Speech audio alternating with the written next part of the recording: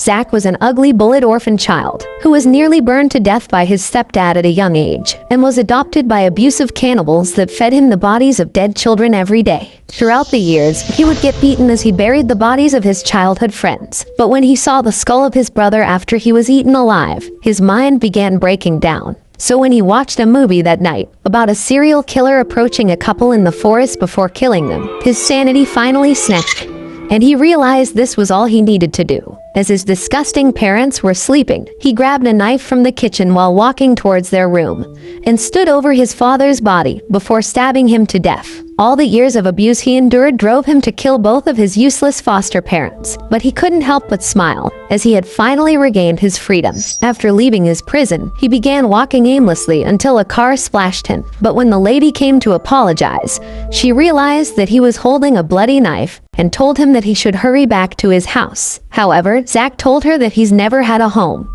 and as the scenes of the movie flashed in his mind, he decided to take her life as well, before going inside of her car to sleep for the night. When the morning arrived, a senile elderly man approached his car and began knocking on the window, wondering if someone was in there. As Zach opened the door ready to kill him, the old man asked Zach if he was camping with his parents, saying that he was blind so he couldn't tell. So when Zach's stomach growled, the man realized he was starving, so he brought him back to his house before inviting him inside. While he ate, the man wondered how he was lost in the forest and told him that he could stay with him until they found his family. When Zach wondered why he was helping him, the man revealed that it was because he was lonely and that he hadn't talked to anyone in years. That night, a deep desire began preventing Zach from falling asleep, and he realized that his knife was the only way to satisfy himself. But as he began walking toward the old man's bed, he realized that killing him wouldn't be satisfying. So he decided to walk inside the city's alleys at night. A few moments later, when a random loser bumped past him, Zach pulled out his knife and stabbed the man, killing him in that instant. However, the urge continued nagging at him, but with his knife doled out, he decided that it was now worthless,